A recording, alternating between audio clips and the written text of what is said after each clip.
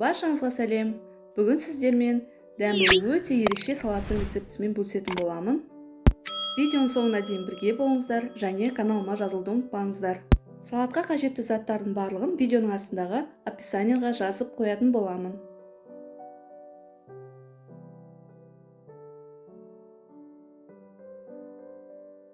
Алдымен осылай піскен қызылшаны бастап тураймыз. Өте ұсақ та өте үлкен де қылып турамай, осылай мен сияқты орташа қылып турасаңыздар, салаттарыңыз өте әдемі болып шығады.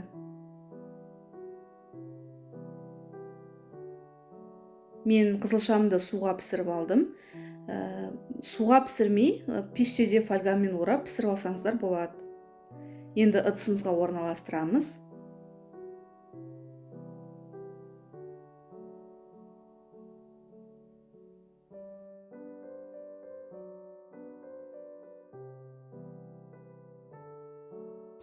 Енді консервіленген персигімізді тураймыз.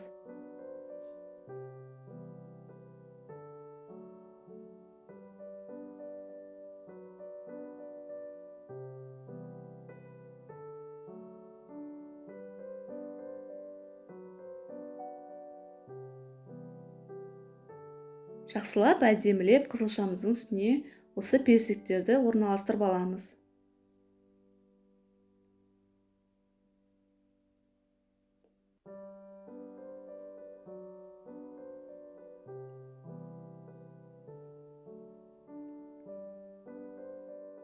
Енді мандариндерімізді алып, жақсылап сыртын ашып, тазалап, жаңағы салаттың үстіне орналастырамыз.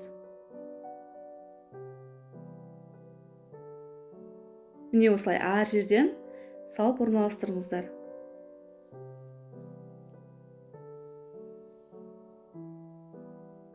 Негізі мандарин болмаса, апельсин салсаңыздар да болады. Өздеріңіздің қалауларыңыз бойынша сала бересіздер.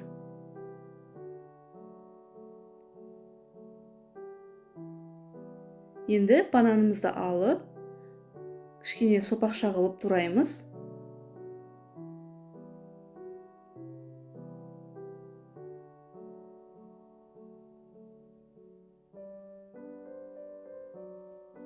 Жаңағы мандариндердің үстіне орналастырамыз. Осылай әр жерден салып шығыңыздар.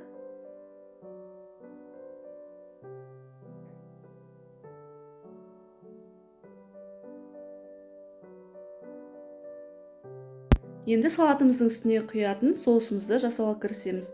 Ол үшін бізге оливка майы қажет.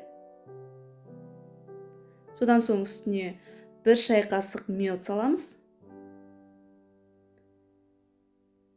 Содан соң 1 шай қасық лимон суын құйып жібереміз. Жақсылап араластырамыз. Содан соң осылай 1 сарымсақты алып, сарымсақ өткізгіштен өткізіп, не болмаса мен секілді осылай пышақпен ұсақтап турап, жаңағы май мен медтің үстіне саламыз. Жақсылап араластырамыз.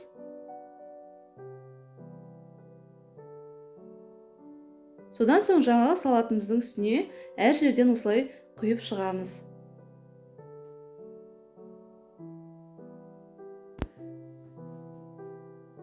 Міне мен барлық соусты құйып шықтым. Енді үстіне осылай қасықпен дөңгелетіп, фетокси салып шығатын боламыз. Осылай әр жерден орналастырамыз. Енді мен салатымның үстін осындай грек жаңғағымен әсемдейтін боламын.